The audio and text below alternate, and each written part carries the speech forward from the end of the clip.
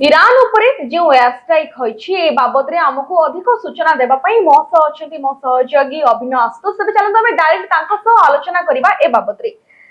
तबे जो ट्रम्प जो ईरान दाबी को जो ट्रम्प अटैक करछथि एयर स्ट्राइक करा जाइछि ईरान उपरे तबे ईरान रो सिचुएशन एबे केमित थाई पारे। देखंतु अमेरिका ईरान आ इस्राएल रो युद्ध भितर जेतेबेले मध्य सलोनी आपण देखिबे अमेरिका गोटे एयर स्ट्राइक करूची गोटे आक्रमण करूची प्रति जवाब रे ईरान कोन करूची तार दुई गुणा आक्रमण करूची। अमेरिका जेतेबेले सिविलियन इंफ्रास्ट्रक्चर को आक्रमण करूची सेतेबेले ईरान कोन करूची युद्धर परिसीमा भितरे जो सामरिक घाटी सब रही ताकू आक्रमण करूची। एवं गोटे प्रकार कहा जाई पारे एही युद्ध परिवेश रे आरंभ रो जणा पडुतला जे अमेरिका ईरान ऊपर आक्रमण करूची किंतु अमेरिका वर्तमान अनेक क्षेत्र रे आपण नो किंग रैली देखंतु किंबा अमेरिकार स्ट्रेटेजिक वार देखंतु भाबुतला जेतेबेले ईरान रो असंतुष्ट गोष्ठी समर्थन करिवे नाटो रो समर्थन मिलिबो सेतेबेले ईरान गोटी आक्रमण करिबा फार्मूला रे आपणैथिला किंतु धीरे धीरे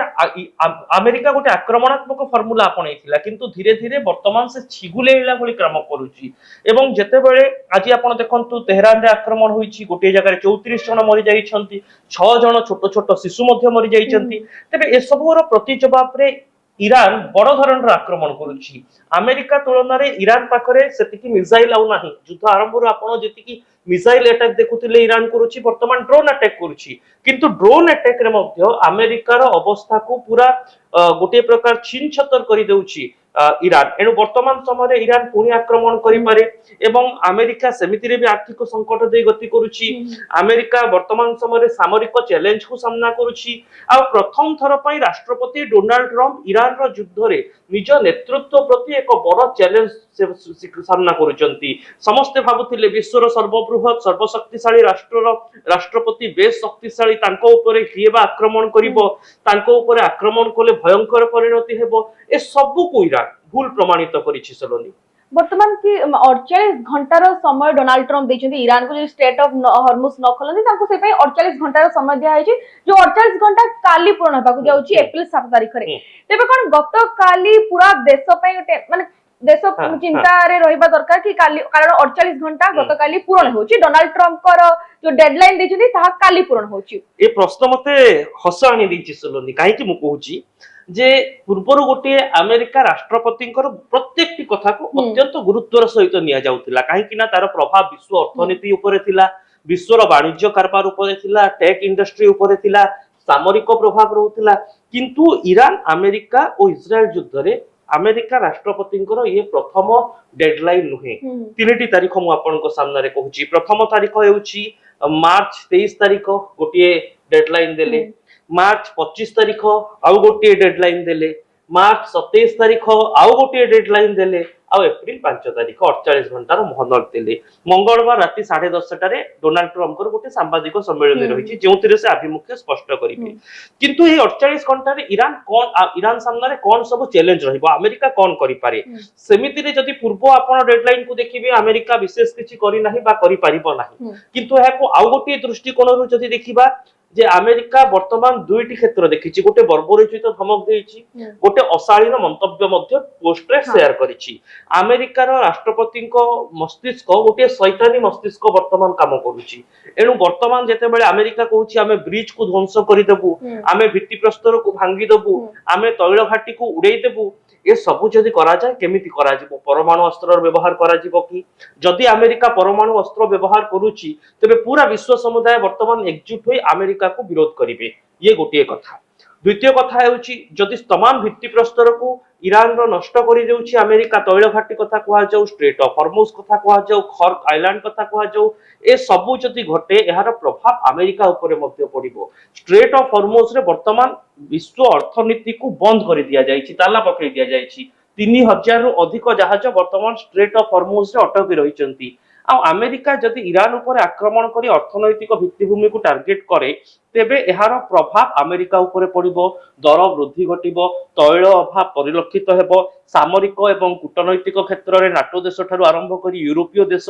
एवं अन्य देश एशिया महादेशर भारत भली देश मध्य अमेरिका को विरोध करि पारंती। ट्रम्प को गोटे कथा केवल कहिदेबे ट्रम्प को नेतृत्व प्रति बड़ चैलेंज सृष्टि करिवो। ताले आपन कोन लागुच काली पूरा देश को अन्य सब देश को गोटे फुल स्केल वार देखिया पई मिली पारे कि डोनाल्ड ट्रम्प जेमिति कहचंती कि 48 घंटा ताको टाइम मिलछि जहा काली पूर्ण हेबा को जाउछि ताले कोन आपन लागुच कि फुल स्केल वार काली देखिया पई मिली पारे ईरान साइड रो भी आक्रमण देखि पारिया को मिले कि अमेरिका साइड रो भी आक्रमण देखिया पई मिली पारे कि जदि अमेरिका आक्रमण करुछि ईरान प्रति आक्रमण करिवो जदि अमेरिका ए युद्ध रे जीति जाउछि तेबे अमेरिका पंगु होई जितिबो अमेरिका पूरा साहसर सहित पूरा बळ खटै जे युद्ध जीति जिवो ताहा नुहे जदि अमेरिका युद्ध जितुछि एही जितिबा पछरे मध्य अमेरिका सबु किछि हारि सारिथिबो जेउथिरे अर्थनीति हारि सारिथिबो जेउथिरे डॉलर रो कारबार हारि सारिथिबो साधारण लोकंको भरोसा और विश्वास ट्रम्प रे सारिथिबे आउ ईरान जदि हारि भी जाउछि तेबे ईरान जितुची परि परिलक्षित हेबो काहेकि ना आरंभरू जो भली ढंगरे ईरान ऊपर टार्गेट करा जायछि ईरान रो सामरिक भित्तिभूमि को बाद दे सिविलियन इंफ्रास्ट्रक्चर जहा हमें कहूछु लोक मानक भित्तिभूमि ताकू जदि आक्रमण करा जाय एहा वार क्राइम बोली धरा जिवो एनु ए सब भितरे जदि अमेरिका एभली किछि करूछि ब्रिज को भांगी देबा बड़ बड़ आपण देखिथिबे पूर्वरु केमिति हॉस्पिटल ऊपर आक्रमण हैला मुन्नार रे एवं ता परवर्ती समय रे केमिति यूनिवर्सिटी ऑफ म्यूजियम ऊपर आक्रमण हैला ए सब जति घटनार आउ थरे घटुछि तेबे कोन वार्ता जीवो जे डोनाल्ड ट्रम्प पागल होई जाइछंती तांको अमेरिका भितरे पागल कहा जाउछि अमेरिका बाहर पागल कहा जाउछि तांको शैतान रो आख्या दिया आपण कोन ठीक लागुछि जने राष्ट्रपति को कहउछंती कि पागल हे छेटा त निज राष्ट्र माने निज देशर लोक भी कहउछंती पागल हे एटा कोन ठीक लागुछि आपण कि निज राष्ट्रपति को एमिति कहया सोशल मीडिया रे अमेरिका राष्ट्रपति को पागल बोली पूर्व केउ माने कहउथिले विरोधी गोष्ठी कहउथिले जो माने तांको दलर नुहंती किछि सोशल हैंडलर कहउथिले किंतु वर्तमान सतरे अमेरिका राष्ट्रपतिंकर पागलामी चरम सीमा रे पहुंची से प्रत्येक घटना रे तांकर बाचलामी को सामना को आनुचंती आपण देखिबे विभिन्न समय रे ईरान को धमक देई देबा पुनी धमक निजर धमक को प्रत्याहार करि देबा एवं सबठारु बड़ कथा हैला जे नीति नियम बाहर को जाय code of conduct war ethics जा रहिछि ता बाहर को जे आक्रमण करिबा ये पागलर लक्षण नुहे तो आउ काहर लक्षण वर्तमान समय रे पागल शब्दर प्रयोग जहा अमेरिका राष्ट्रपतिंक प्रति हेउछि